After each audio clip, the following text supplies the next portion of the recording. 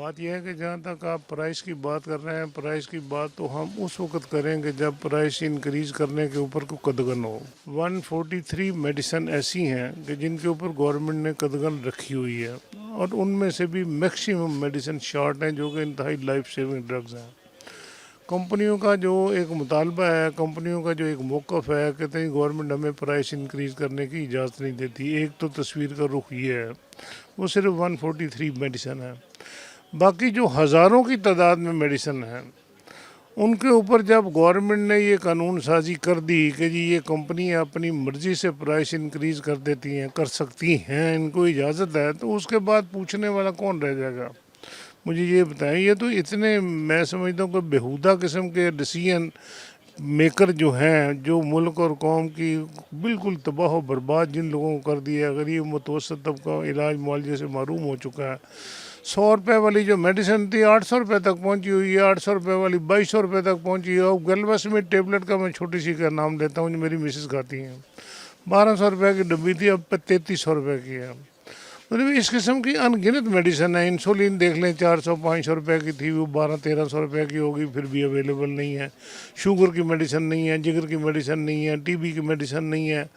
Medicine جو بھی market میں اویلیبل ہیں ان کی پرائس بہت انکریز ہے، اور جو میڈیسن مارکیٹ میں اویلیبل ہی نہیں ہے وہ ویسے ہی پرائس سے انکریز ہو کے بلیک مارکیٹنگ میں فروخت ہو رہی ہیں۔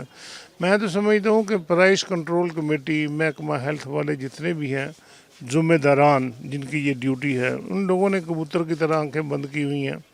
ان کو چاہیے کم از کم عوام الناس کے لیے کم از کم دیکھیں، انسان کی زندگی سے قیمتی تو کوئی چیز نہیں ہے۔ باقی معاملات اپنی جگہ کے اوپر، زندگی سے قیمتی کوئی چیز نہ ہونے کی وجہ سے ہر بندہ چاہے گھر کے بستر بیچے، سامان بیچے، علاج تو اس نے کرنا ہی کرنا ہے۔ اگر اس قسم کی بنیادی سہولت بھی عوام کو میسر نہیں ہوگی، بالخصوص ان لوگوں کو جو 2 وقت کی روٹی سے بھی عاجز ہیں، تو پھر آپ بتائیں اس ملک کا کیا حال ہوگا؟ آپ ہاسپٹل میں چلے جائیں، کیا ہے جی بیڈ خالی نہیں ہے۔ ہاسپٹل میں چلے جائیں، کہتے ہیں یہ ڈاکٹر کوئی نسخہ دوائی میڈیسن باہر سے نہیں آئے گی، لیکن میڈیسن باہر سے آ رہی ہیں، کوئی پوچھنے والا نہیں ہے۔ جہاں کہیں ریڈ ہوا، اچانک کسی نے کمپلین کر دی، کسی کو معطل کر دیا، کسی کو ادھر سے ادھر بھیج دیا، اس کے علاوہ اور کچھ بھی نہیں ہے۔ یہ جتنے بھی گورنمنٹ کے فنڈز ہیں جو غریب اور یتیم اور مسکین لوگوں کے لیے میڈیسن کی شکل میں آتی ہیں، یہ تو موسٹلی ایسے بد دیانت لوگ ہیں جو میڈیسن یا تو فروخت کر دیتے ہیں، اور یا ان کو خرد برد کر کے ادھر ادھر کر دیتے ہیں، یا اس میں سے فنڈز کھائے جاتے ہیں۔ اب ان حالات میں انسان کس کو کیا کہے؟ بھینس کے آگے بین بجانے والی بات ہے جو ہمیں اتنا عرصہ ہو گیا اس ٹاپک کو کے اوپر بات کرتے ہوئے۔ نہ تو حکومتی پالیسیاں اس کے لیے مطلب ہے کہ مؤثر ثابت ہو رہی ہیں، اور نہ ہی جو متعلقہ ادارہ ہے ڈرگ ریگولیٹری اتھارٹی، نہ ہی وہ اس کی طرف توجہ دے رہا ہے۔ رشوت کا بازار گرم ہے، کرپشن کا بازار گرم ہے، لوٹ مار کا بازار گرم ہے۔ ہاسپٹل سے کروڑوں اربوں روپے کی چوری میڈیسن چوری ہو کے بک جاتی ہیں، اور ہر چوتھے دن 5ویں دن بعد جو ملزم پکڑے جاتے ہیں ان کی ضمانتیں ہو جاتی ہیں، اور تو کون میں کون۔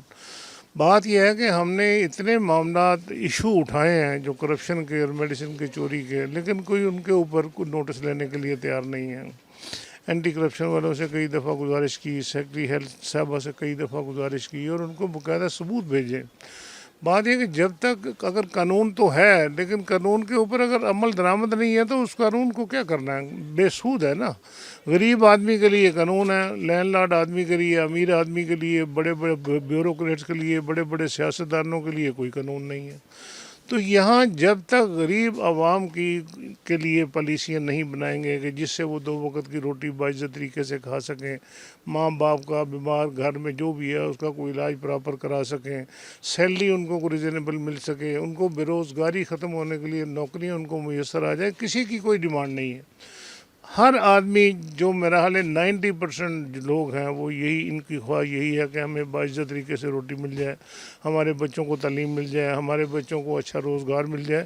یہاں تو جنہوں نے پی ایچ ڈی کی ہوئی ہے وہ بیچارے بے روزگار پھر رہے ہیں، اور لوگ زیادہ تر اہمیت باہر کے ممالک کو دے رہے ہیں، کیونکہ یہاں کچھ نظر آتا نہیں ہے۔